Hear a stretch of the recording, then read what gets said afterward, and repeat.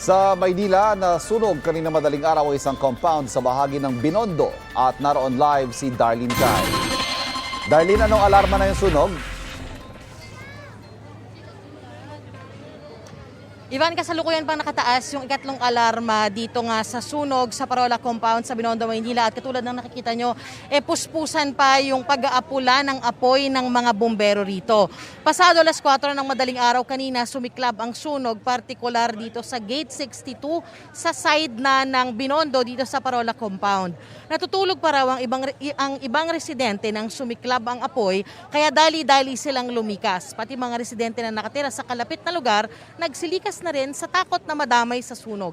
Ayon sa initial na report ng BFP, 15 bahay ang nasusunog. Nakataas ngayon ng ikatlong alarma. Ibig sabihin, hindi bababa sa 10 fire truck ang rumeresponde rito. Ivan, patuloy tayong magbabantay sa pinakahuling kaganapan dito sa sunog. Sa ngayon, yan ang unang balita dito sa Maynila. Darlene Cai para sa GMA Integrated News. Igan, mauna ka sa mga balita. Panoorin ang unang balita sa unang hirit at iba pang award-winning newscast sa youtube.com/GMA News. I-click lang ang subscribe button.